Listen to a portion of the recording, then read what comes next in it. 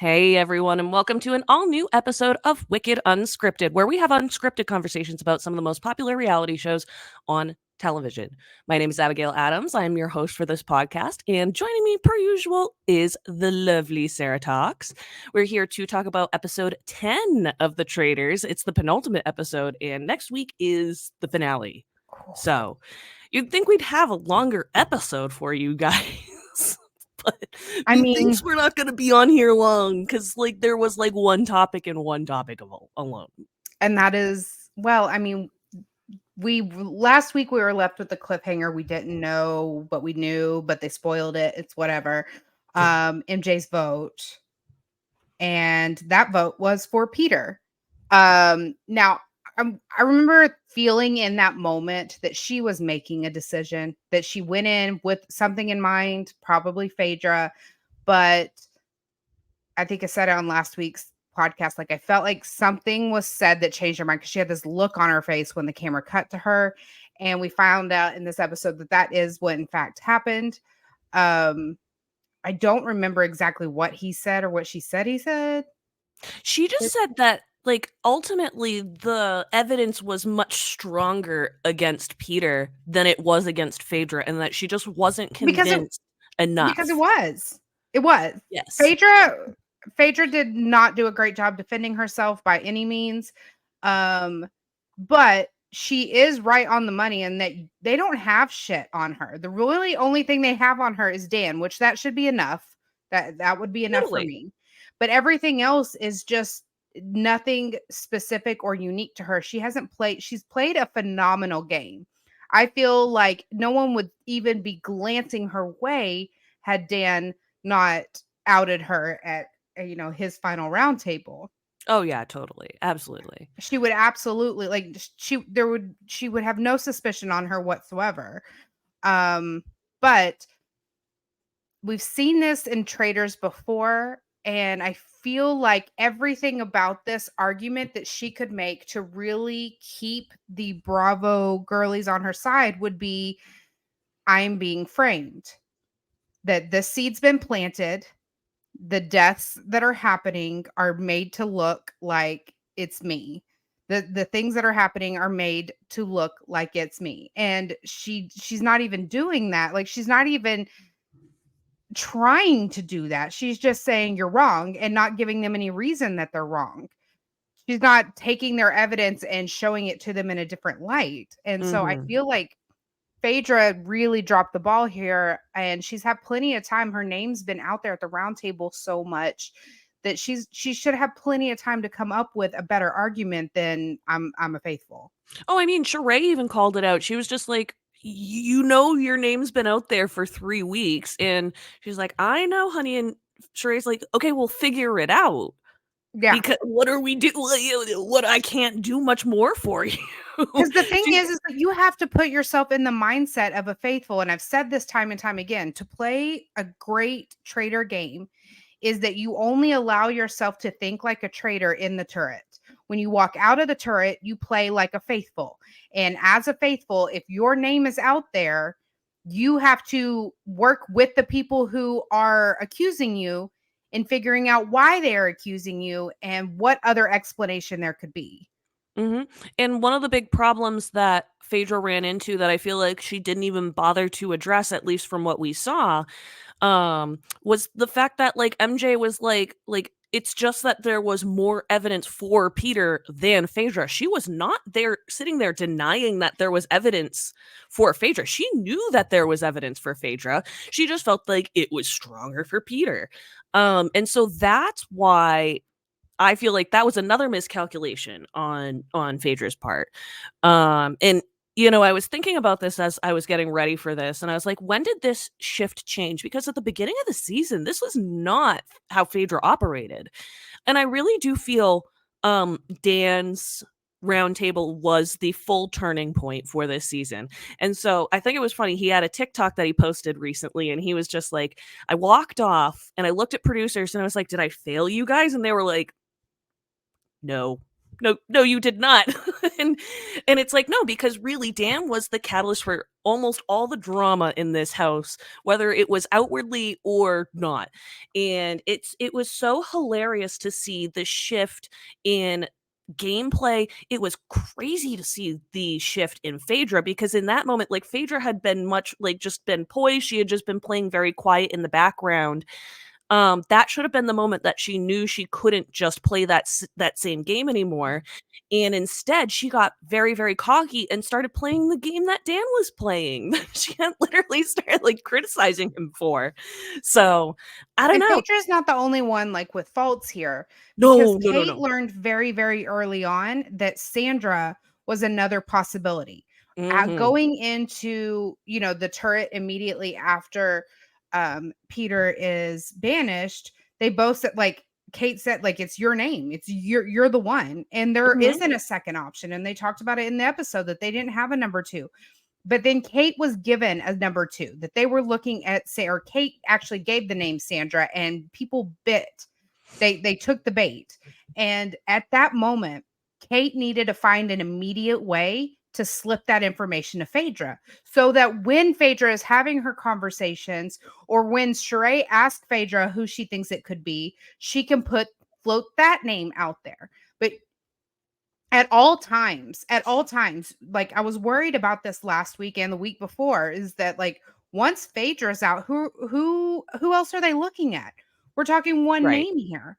right. So I think that they wanted Peter out, knowing, and then they even said it, confirmed in this episode, but we've said this for a couple weeks.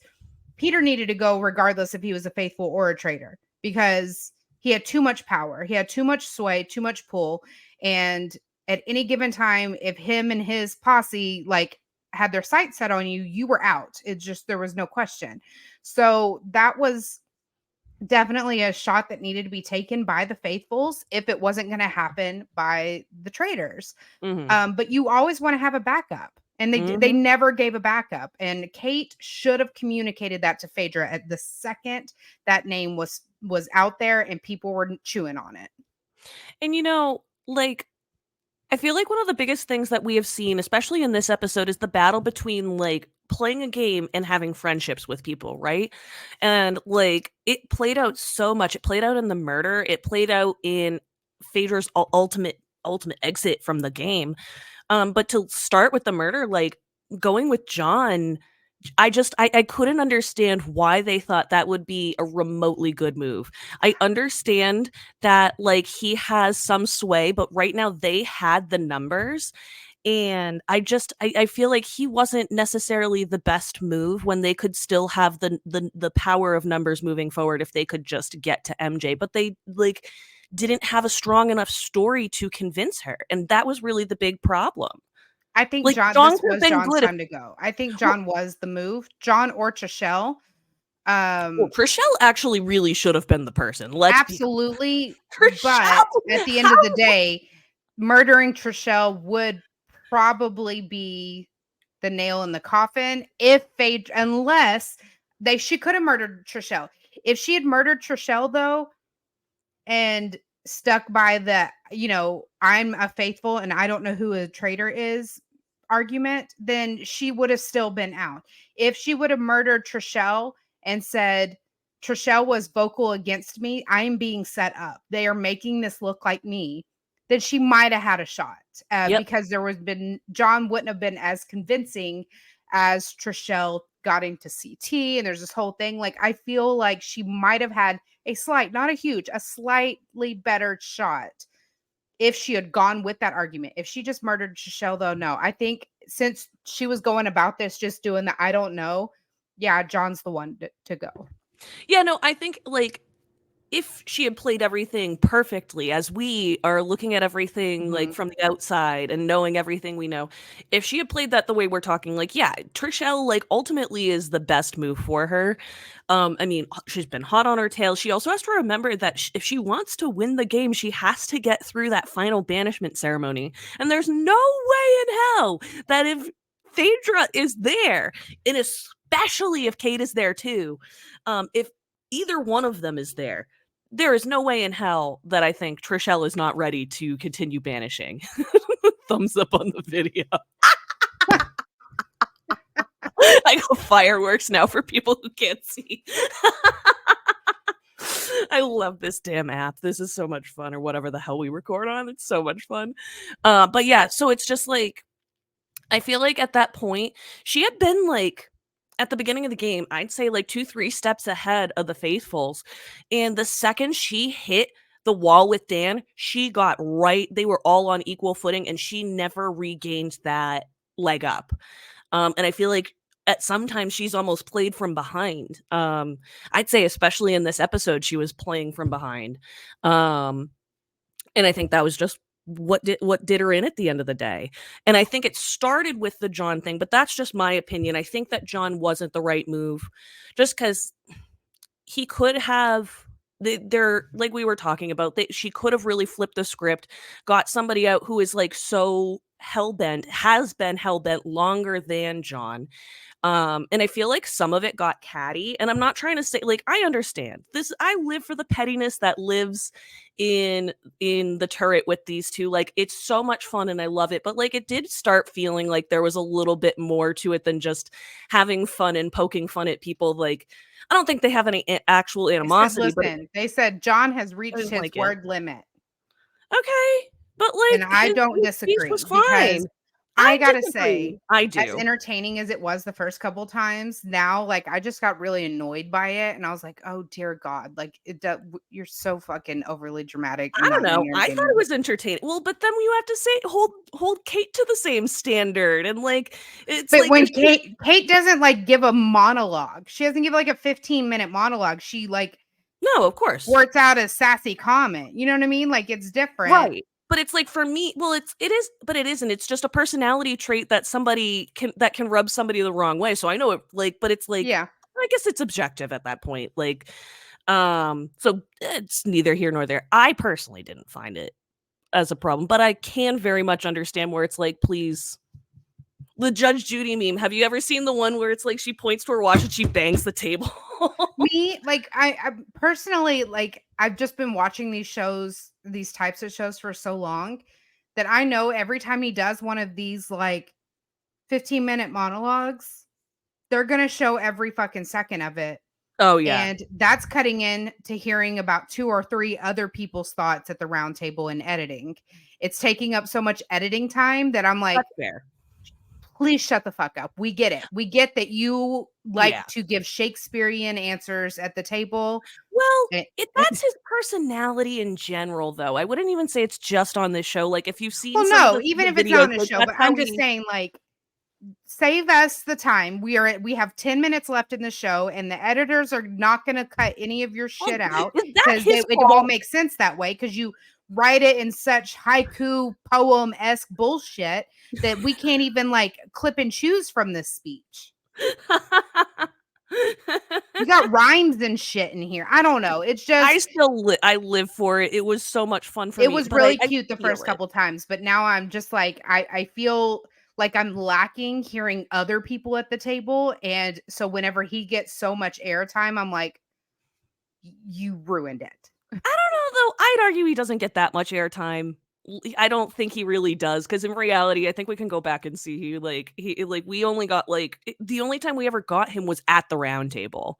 He didn't have almost any confessionals until that's what I'm talking about. I'm talking about at the round table. I didn't get to hear everybody's arguments when I know from what I know now that y'all sat there for an hour and a half, but I only got like 5 minutes and 3 of those were John's. Well, and also I guess to that point, like, I pray I don't make people confused because I'm on both sides. Like, I feel it and I don't, because I loved it for entertainment purposes. But also, when you are talking about having somebody who is going to take up that much time at the round table and you're not going to play any sort of anything else from their strategy before the round table, you're eating up too much time. So I do agree with that completely. I think he probably, I'm assuming he probably had more of a hand in stuff than he realized. And maybe they're just playing it down. Either way, it's not a good editing choice. If he wasn't having a strong enough role, you can't just be like, well, look at this crazy eloquent speech. They needed to find a way to weave him more into the story and not just leave it completely blank. Even if it wasn't that much, even if he didn't, because I mean, from outsider looking in, Like, if you're just watching the show, Yeah. you have this man at the round table who is, giving a 15-minute long monologue, and you're like, Where the fuck have you been? Where were you? Like, you did Yeah. what?" It's like, what well, and especially it becomes a "who are you" kind of conversation. Though, at the same time, maybe that is part of how it was viewed in the house, where it was like he wasn't really saying and doing much. So then when he had these long, eloquent speeches, it was almost like, "Okay, cool, but, like, who are you to tell me this? You don't say or Yeah. do anything." Did you just get up Um, from a nap? What's going on? You got that asthma? I don't know. that's lived for that. Oh, I can't wait to go back and rewatch this whole season. It's gonna be such a good rewatch back to back to back to back. Oh, Yeah. this season has won so It's a much. good binging one, but I'm glad they didn't drop them all at the same time. Oh, absolutely. The other thing is I'm kinda surprised that CT is the last male standing. I'm Did not. not That would not have been. I totally am. I would not have expected this out of him, preseason. Not even close. Like, just not the way I saw him very much on par with Johnny Bananas and being, like, somebody that Dan was gonna be really interested in targeting early. Um, Really, really interesting to me that he was more concerned about Bananas and not CT. But whatever. Just still, it's just hilarious to me that CT would be this. I think it's less on, the traitor side about murdering him, and it's more about, like, how were the faithful never being, like, too much onto him. Like, his name did come up a bunch of times, but Yeah, nobody ever very seemed early to latch on. on. So Mhm. it's just wild to me that, like, there were multiple opportunities for people to be like, "Yeah, CT could be a traitor, and he could totally come off as a traitor," and still nothing. Correctly nothing, but, like, still wild to I'm me. here for it. Oh, I love it. Speaking of him too, he was, like, hinting at Phaedra being a traitor at breakfast that morning when they were Mhm. announcing, John's murder, and he was like the big one was when he was, like, being asked by somebody, I can't remember at the table, who was coming, or who was going home rather, and he goes, "Well, I know it's not gonna be a housewife," and I was like, that should have been her massive red flag that, like, whatever she was doing wasn't working. And, like, she knew Yeah. it, she heard it, and she just didn't say she it didn't seem like she did much to No, change she's not it. doing anything.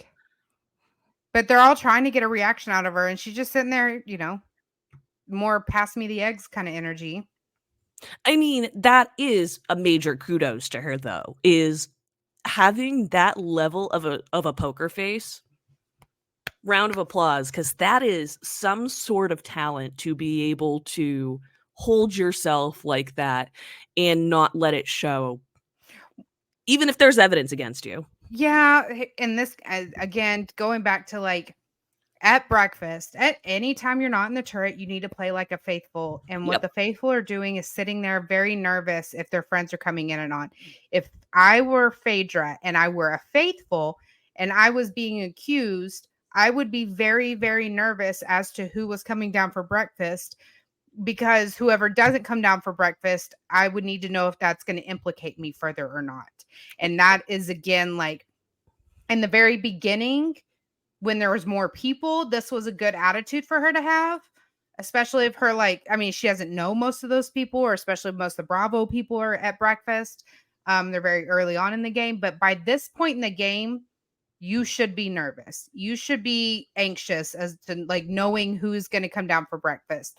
So it made her look even more guilty that she wasn't even phased by the thought of who was murdered. I actually think she showed more emotion in some of the early ones. Like, I know that we only got the meme version of "Oh no, Ekin-Su," when Yeah. it was just the traitors in the room, but she had more Burgalicious. emotion for that. Like, she had more emotion for that, for Burgalicious. There was more emotion in her reactions, even though it was not the kind of reaction that everybody else had. She still had more emotion to it rather than just kind of sitting there and keeping a poker face, which can work really well, and I think she leaned too hard into that. Well, Because as that much as I'm or gonna but give her when the they're kudos, at the it doesn't round pay table it. telling you, like, you weren't even fazed by who came, then at that point, you need to say, like, why Yeah. you're acting different. And well, I used to react to people coming down, and then y'all said that that was traitor behavior. So Yeah. now I'm overthinking it and trying to keep to my damn self because y'all are all watching how I react. Yep. Well, and then after Because they did breakfast say before that Dan said that she did so much and she was over the top at breakfast. And so she could throw that around saying, apparently that was traitor behavior. So Yep. I'm just trying to keep my cool. It very much feels like she had good arguments originally at the round table, but none of them stuck long term. Like, she didn't hold on to them. She didn't make a big deal out of them. I think she wanted people to forget about the criticisms Hmm. rather than like face them head on. And I understand in some settings that's how that works. But like, this is a game about traitorous behavior. And like, when you are doing anything that can nick suspicion, stuff like that can be suspicious in itself. Yeah. So very interesting to think about, and she really, I mean, at this point, MJ's already red flag here, red flag there. Anything that comes up as potentially traitorous behavior, she is just questioning everything right now. She has been a fun casting choice at the end of the day because of where she is finding herself in this Hmm. game, I feel. Because it's really fun to have this moment where it's like we are down to the nitty-gritty. We have two traitors left possibly going into the finale, but somebody is like so hot on their tail and they are the flip, they are the swing. Mm. It made for such good TV. It really did. I lived for it. Yeah. It would have been great had they not spoiled it with that they would have cut it off before she flipped her Yeah. board. It would have been way more fun. I'm still not over that either. I just it's Anyways, yeah, MJ's been great. yeah. And Yeah, the watching show's her done a great job of highlighting different people at different times so that we have, the nothing burger casting in the beginning has we've gotten their time to shine here at the end. And uh even Sheree, I love Sheree. Sheree has done very little in this game outside of like some entertaining moments and challenges, but like even in this episode, I was like glued to everything she was saying. It was really interesting to watch her, and I think we've been highlighting a lot of MJ, but it was really interesting to watch Sheree probably a little bit more quietly do the exact same thing and have the same thought process. But she was a little opposed to MJ when MJ approached her right after breakfast and was like, "Yeah, we're gonna vote for her tonight, right? We gotta vote for yeah, Phaedra." Um, because they don't have anyone else to look at. right, right, and it's like I mean, I don't even know how much they're gonna be able to get onto Kate, like, and that's one of the things that comes up later in the episode because Kate goes after Sandra to try and save Phaedra's ass, and it's gonna come back and bite Kate in the ass. She has absolutely no idea who she has trifled with, to say the least, because it comes out of the um conversation. y- Oh, I don't know if it means that, that I Sandra just will come think out clean. Sandra just comes off very disingenuous and kind of half-assing. And she doesn't seem like she came off really strong in the beginning and when she was talking about the her and Parvati and the whole history and everything. But she has come her and MJ have come off like followers more than I this leaders. is so and I just challenge you, this is very much how Sandra plays every game, and she has won 2 games of Survivor from it, and she knows that this is play straddling the middle, not showing where your cards are, but having this level of social, like, understanding and, like, understanding the scope of the land, and then kind of, like, being the viper that bites at the last second. That is what I she I has mean, I hope always you're done. right. We just haven't had any confessionals or anything like that that kind of support it. So, Well, that and I would say would be, another criticism I would have of the editing process, and we've had plenty of them this season. Not saying and I just wanna make it clear, as much as we critique this editing process that we see, it's just because we're here to like talk about the show itself. Mhm. Like there are plenty, and we hopefully highlight all of the wonderful things that they're doing too. It's just we have to be honest about some of the things, especially when Yeah. it comes to the storytelling.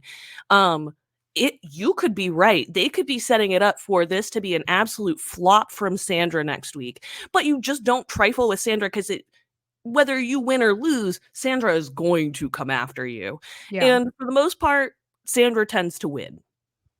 Not every time, definitely not every time, but Sandra tends to come out on top more often than not. It's she beat Parvati directly in season 20 Heroes vs Villains. Like it was the final 3 was her, Russell her being Sandra, her being Parvati, and then Russell Hantz.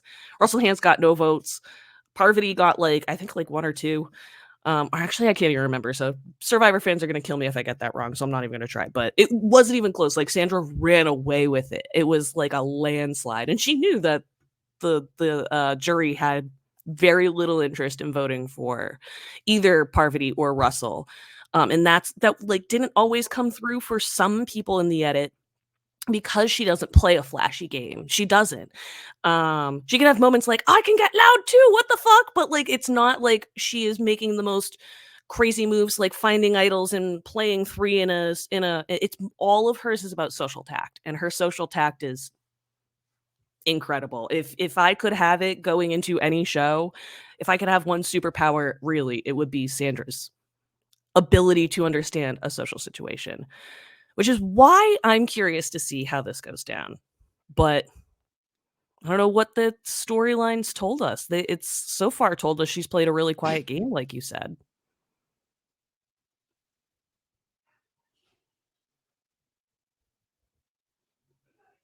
Did you hear that? No. Oh, okay. I was like, what? It was a giant crash. So I don't know. Okay, we can keep going. I live for the real life moments on this podcast where it's like, oh It was a shit. giant crash. I don't know what it was, but my I'll husband's be out so there, so curious going back into editing and hearing that and see if I could hear that. yeah. So I funny. couldn't figure out if you heard it or not, so I was just staying quiet. You didn't have your mic muted either, and I was literally sitting here being like, did I say something that offended you? Are we No, okay? no, no. It No, we're sounded like good. every dish in the kitchen broke at the same time. That's what it sounded like. I pray that did not happen. It's not my problem right now. That's a in an hour from now problem, so. Um, Challenge, there was really not much to talk about with this challenge, unless you wanted no, to so if you wanted to go back and talk about Sandra, please. no. And the challenge, like, I don't know, this episode, it was like, okay, yeah, Peter's out. Trishelle came in. Okay, it was before this challenge happened. Yep. Trishelle coming in hot, like it's bothering me. It is bothering me because at the end of the day, Trishelle, you're not the only player of this game. You have made some good points. You suck at selling them. Um, but like there was no reason for her to come at the Bravo girls the way she did. Like she was ready to bow up and fight them. And they're all just sitting there like, "Yeah, what's up? Like, what is this about? What is wrong? You know?" And then, Yeah. but them all looking at her like she was crazy. And then and then, like, if you're going to do that, say it with your chest. But she, like, tucked her tail between her legs and backpedaled so hard where she was like, we really need to be on the same page. And I was like, where was that energy you just like stormed out like a cartoon character with? I know. I was literally when she was like, I was like, this is gonna be challenge Trishelle. And then we got out there and it was like, and I was it felt She really started off hot, and then they all look at her like, "You want to go?" And she was like, "Oh, she I'm was like, sorry, I'm sorry, I'm sorry." Yeah, like it was just weird. The whole thing was weird, and I'm like, yeah. "You are trying to sell these girls to vote your way. What have you? If you've ever seen any Bravo show ever, you know that is not how they respond to things like that. No. Not even remotely. And We're what was lucky it didn't get physical." You're coming in hot to some women who literally get paid to fight and be wild. Okay, like I don't know. Do they fight like that though on Housewives? it is the clips I've seen, yeah. And then I have you not. have the cat at the table and that's housewives drama. You know what I'm talking about? All I know is, and if you guys haven't seen the spoiler alert, Teresa Giudice, who's going to be on the new season of House of Villains. All I can think of really is just her flipping the table. I thought it was more just like verbal altercations on the show, which I still live for. So I mean, it's a lie. It gets really heated. So Trishelle was like, coming to a gunfight with a pocket knife, and she definitely will. And also, she's not like it has shown this season that her words are not her strongest point, and the Bravo ladies very much are the opposite. And so it just felt like that was like she was trying to come in with a pocket knife with her words, and they were just like, "What do you?"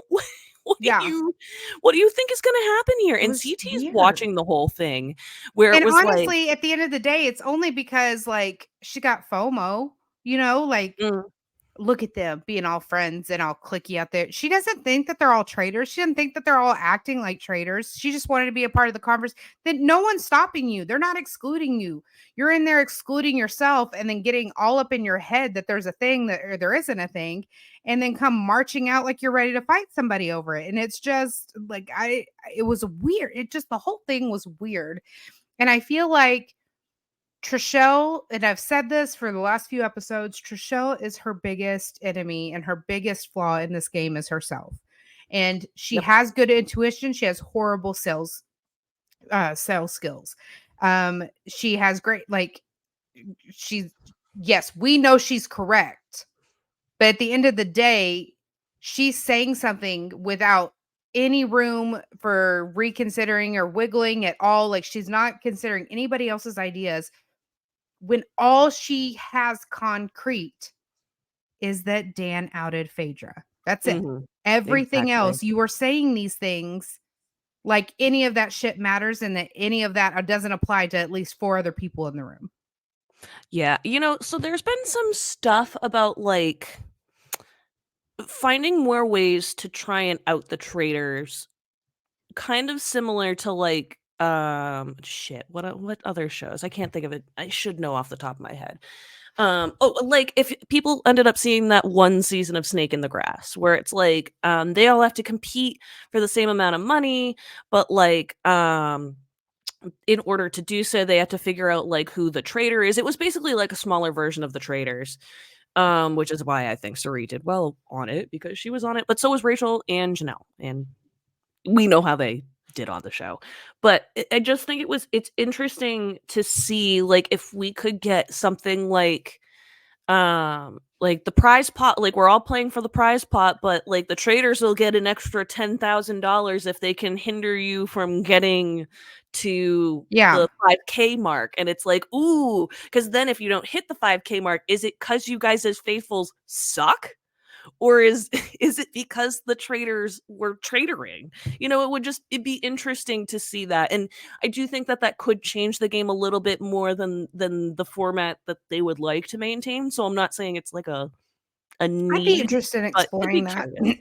I don't I'd see be anything curious. inherently wrong with the formula they're using now and the structure. Correct. Um, it And so it why really choose comes down to something like that? casting and picking your traders and picking people who know what they're in for. What I'm really, really sick and tired of though is, and it was a little bit in this episode, is this narrative that traders are betraying these people on a personal level, Mhm. and that like Sheree is betrayed by Phaedra, and like that Yes. it's not a game. And what we saw what happened with Suri last year is she was villainized over her win, when at the end of the day it's a game. And Suri did not cast herself and non-reality people. Suri didn't make that choice. And Ari will never Suri, understand. because now Ari is like the hero because he bowed out He so that he thinks would he's like the hero. Let's be that's my opinion, but he perceives no, himself no, as no, the that's what hero. I'm saying. So, but Like, like you're this not. narrative, and we Yes. saw it in the reunion, and then we see it throughout this show, with like Larza and her online beef with people. I'm like, this is a game. This is a game, and it's what you sign up for. And Peter in the game. was literally like it. It's like, I play the most faithful game of people. And it's like, that is not the point. Yeah. It's not the point. It is the point, but it's not. It's like, I play the most faithful. I am the best. It's like, you are so missing. You're right there. Right there. That's the frustrating thing with some of these like people coming out of non-reality shows, because it's like they're just like, I have to play the friendship game. It's like um it's like the phrase that gets often used when we're talking about Big Brother, it's like we're not playing best friend, we're playing Big Brother. Exactly. And I think you use that phrase more than I do. Um, as far as the challenge goes, it was really boring. There is nothing to mention, I think, besides It was MJ got the very shield. challenge-esque. Also, the other thing I would note is there is no way that was actually timed. The way it was set up, and they were Mm-mm. like, "All right, you have one more go." It's like, "Oh wow, that doesn't sound like a time challenge at all." It Like was the a counting very, very so boring challenge. was terrible. They need better challenges down this stretch. They were doing well with Yeah, and I them. feel like they've been doing great. We've had, like, I love a challenge that has social ramifications, like the stained Mhm. glass, the scarecrows, like, that is very telling in those ways. You This need is the that weight time where you gain. need those the most. Yes. I agree. Couldn't agree more. And it's like, don't take them out, like, simultaneously, do not take them out of the early game, we still need it. I Mhm. think there needs to be that social element every single time. I Yeah. think it can't be held out. I think if we're not gonna have some sort of built-in social element, what is the point of the challenge? Because the money doesn't really make any difference right now. That's No. why I'm saying if we're gonna be competing in a challenge for money and there's going to be nothing else, there's going to be no social ramifications, then we need to have the social ramification be that the traitors are fighting for something different than the faithfuls. Because otherwise, what is the point of showing us a challenge besides getting a shield? How much money they got. Yeah, or who got It, a it shield. doesn't. Well, and who cares about how much money they win? It doesn't play anything into the game if there's no social I ramification mean, I for get it showing for the up. players part, but like that, like again, this challenge just fell flat, and there was just absolutely nothing noteworthy other than it reminded me of a challenge. Yeah, Um, snooze fest. so Trishelle and CT obviously did well.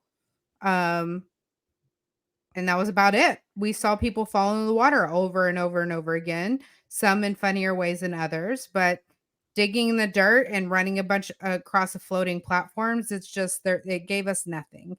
Yep. The drive back though, there were some interesting conversations. And I think that that is where the names of like Phaedra working with Sandra was kind of floated out. Kate was too quiet for my liking. Kate was way too fucking quiet for my liking here.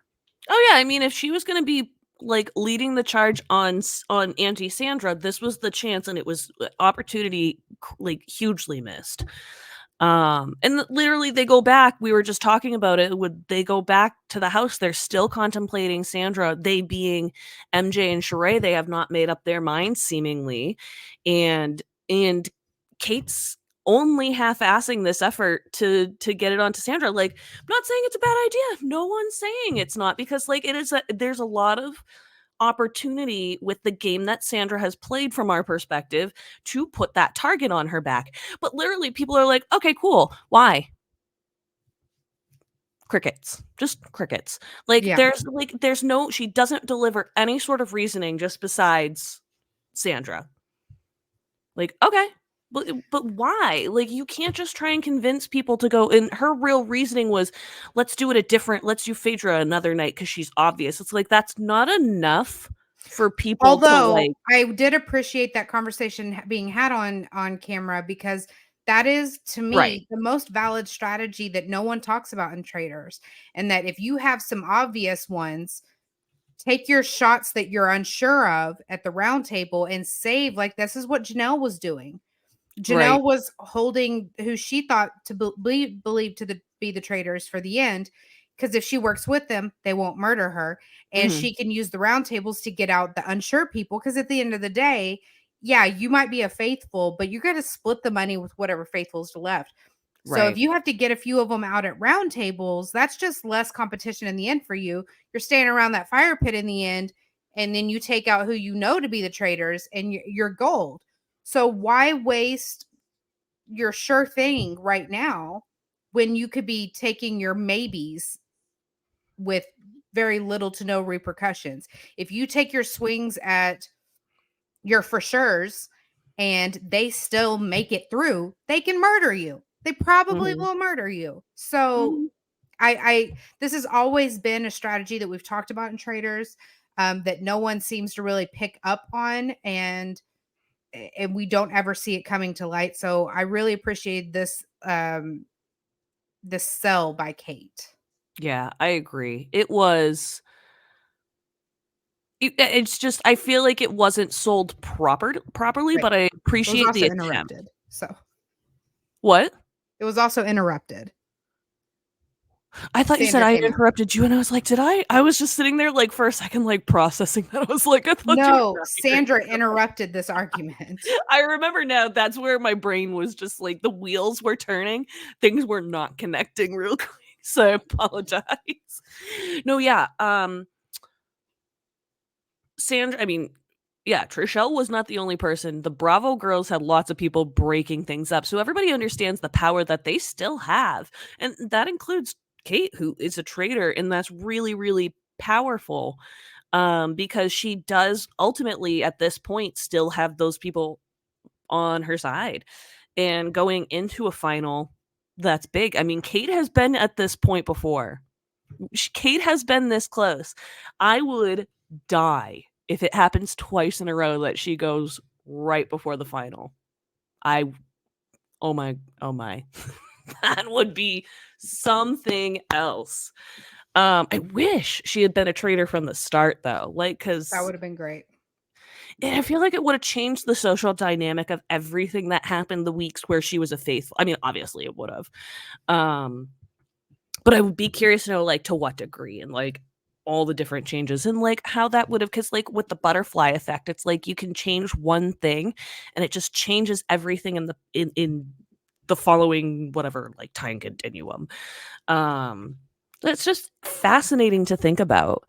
Um, we didn't really get a ton from her when it came to going for Sandra at the round table. It very much was like a pile on to Phaedra. I And think by that point she knew the votes were locked in, and so it was just yes. riskier for her to back her up than. Yeah, totally. I wish I had more notes besides Yeah, good I for mean, it MJ and was a really Sheree. cut and dry, open, closed. Phaedra didn't really give us anything. Like, they were all saying, "Phaedra, we think it's you." She's like, "It's not," and that was about the end of her argument. So, I just um, think it's interesting that she thought getting John. I think this is why I said that getting John wasn't the move, because like, it's like, cool, like, it didn't really change anything because they didn't need somebody super eloquent to change their minds at the end of the day. I They don't were think that there thinking was a them. move, that there was no murder that would have changed the outcome for her, because the only thing that would have ever changed her outcome was the way she defended herself. Correct. I very much agree. It's like, I think she could have played off I think that's right, 'cause she really could have found a way to play off John, probably the same way she could have played off Trishelle, if she had gone for her. Maybe if she But had that wouldn't murdered have been Sheree. but it wouldn't have really been the best shot at the end of the day, because like, it still probably would have failed. So I do see that. Um, yeah, it's interesting. It was sad because she is easily one of the most entertaining faithfuls. Pff, no. Well, she was a One of the faithfully a faith traitor. I was a faithful traitor. Traitor. Sheree's reaction to that was everything. Oh my What faithful does that even traitor my mean? ass, and I was like, lived for it. I wanted more of that emotion from Sheree this season. But I can't judge because especially when you're not coming from a reality television world of competition, it's not like it's just it's different, and they only had 12 days to play. I would be curious to see how it would look now, like, if she played this game post Phaedra, vote out, like, what it would look like.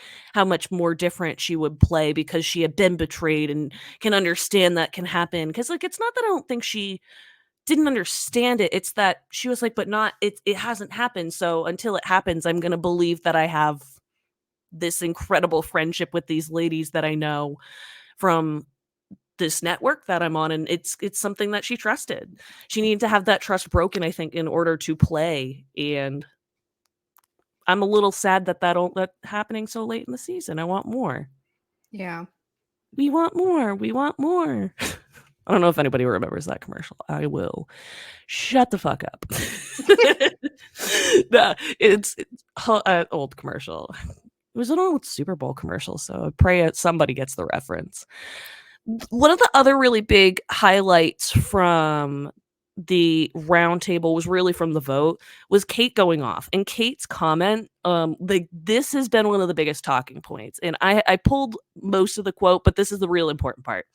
Um, "There's not a person at the table besides you that I could even stomach voting for. In this game, you are more selfish than skillful." And then they had, like, a little back and forth about that. Nothing crazy, but that Yeah, they comment. made this a bigger deal than I thought it was. No, because I think it's because of the reason I think it's because of how Sandra's gonna react, because we got left on that cliffhanger of Sandra being like, "Hey, Kate, I wanna talk to you about that selfish comment." Kate was kind of like, "Eh, it's not that big a deal," just kind of Her tried to explanation brush was it that, off. like, the people that she killed was selfish, that she kept all her people, her friends, and that she selfishly like, that was selfish of her. I For could San vaguely see it, like, from Kate's perspective. That makes somewhat sense to me. I just it do what doesn't make sense to me is the questioning of it, like, so Well, I think that there's gotta be something socially that Sandra picked up on, that Sandra was like, "That didn't f," like, she was mentioning it, she's like, "There's something that didn't feel right about that comment." The way the Bravo girls have played together, like, it's something like, Kate raised a red but that could flag. have been a reaction as somebody who was butthurt that she was a traitor. Of Like, course, but Sandra this is but Sandra's not gonna, especially at late in the game, she's not gonna not investigate these kinds of things that make her feel a certain way. Like, it is very I much just like didn't think it Sandra was to do as this. weird as she was making it sound.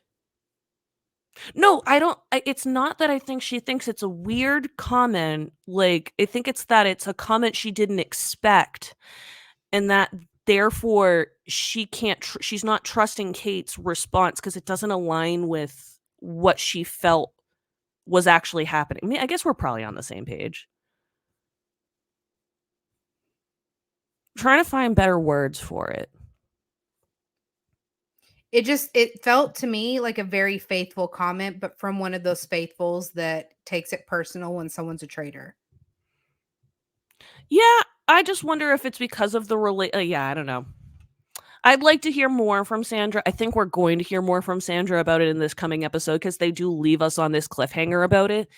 Um, I would like to hear more about, like, because she's probably gonna deliver that news to somebody, right? So I really hope when she goes and does that, that we can really hear, like, her whole thought process. But I do think that it was a red flag, um, and I believe, like, I don't think that she's blowing it out of proportion. I think that there's probably some sort of dot that she is connecting, um, that I think is probably legitimate. I just my brain's not making the dots connect.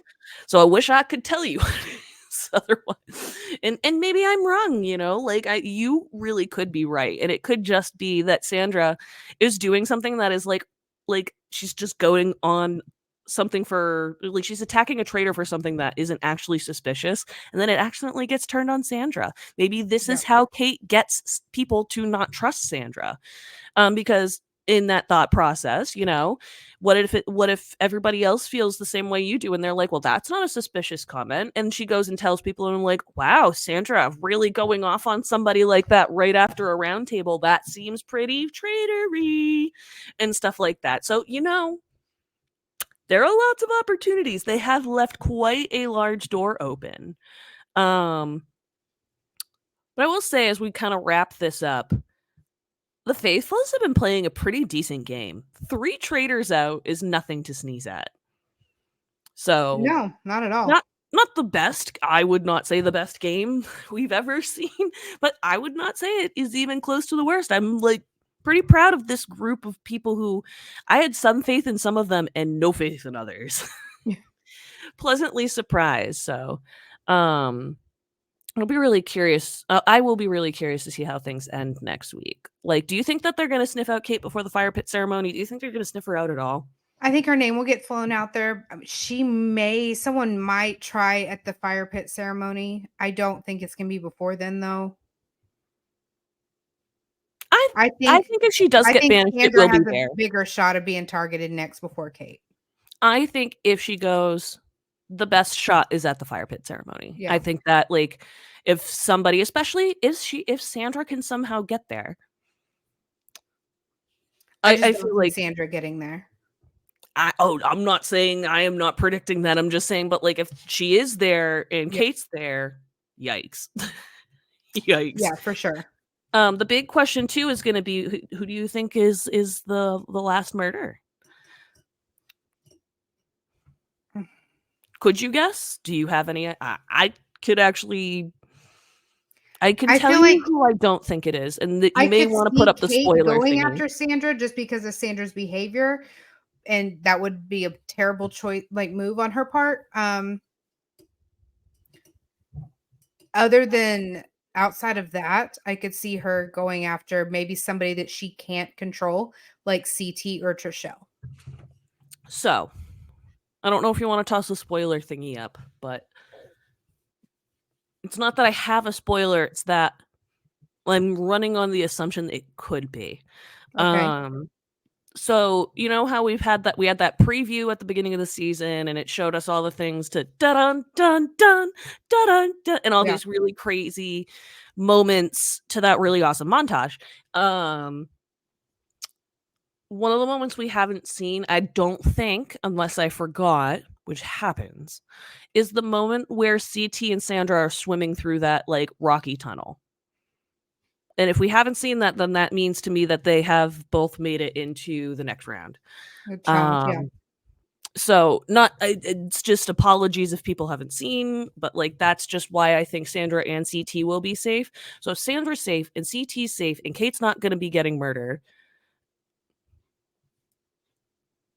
could be Trishelle. I feel like Trishelle would be a It's good move here. Trishelle would be the only move I could see outside of because it otherwise it'd be Sheree or MJ, and why would she get? She would be dumb to get rid of one of her numbers. Yeah. Absolutely would be the worst move. So this could be the end for Trishelle, maybe. I don't know.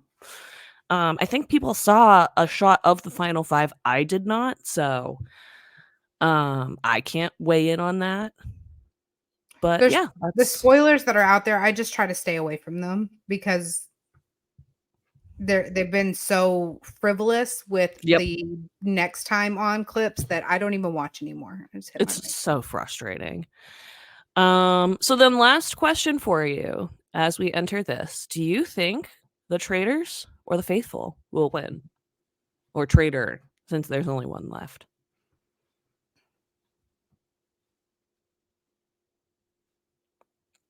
Insert Jeopardy music here. I The logical side of my brain says faithful wins, but my gut is telling me traitor. I'm with you. My gut tells me Kate wins. And I don't that doesn't feel super logical, but I feel it in my gut. I can see it happening. We've seen crazier things happen in reality television, which is why I don't disagree with you. I'm with you on that. Super excited. It's so sad that we're finally at the end though. We do have the finale, not the finale, the what's it called? Reunion. Jesus Christ. They just filmed the reunion like Mhm. just now. A few weeks ago. Sorry, did not mean to karate chop my microphone. I did it Um, earlier too. but yeah, it'll be interesting. CT and Trishelle and Bananas posed together. We got a picture of Tamra Janelle and Parvati, which was really funny because there was like a little bit of beef. It wasn't even legitimate beef. It was just some just chirping Yeah, back and Max forth is the on only social one media. that's not going to be there. When I tell you how depressed I was when I heard that, I was just like, fucking throw it all away. Throw it all the fuck away. I don't want it anymore. I don't want it. No, but whatever. I can't control it. I'm sure it probably had something to do with So You Think You Can Dance or his new baby. One or Yeah. the other. But with that, that wraps up this episode of Wicked Unscripted. So if you like what you hear, don't forget to subscribe, rate, and review the podcast. I keep meaning to because that does not flow off the tongue. But we're also regularly posting on our social media accounts like TikTok and Twitter. I will not call it X. No, you cannot make me. I'm always under It's Abigail Adams. She is always under Sarah Talks Big Brother. As long as you search her on Twitter, you will find her there. And you can also find us at Wicked Unscripted. So always make sure that you're checking our socials for latest updates. If you want to ask us a question, share your thoughts, or leave a tip, email the podcast at wickedunscriptedpod, P-O-D at gmail.com for moi. No, that's actually more. Not for me, for more. We're always looking for more diverse voices and fresh voices to join the conversation. I'm just going to shut the fuck up before I screw this up anymore. That will just see you next time. Bye. Bye.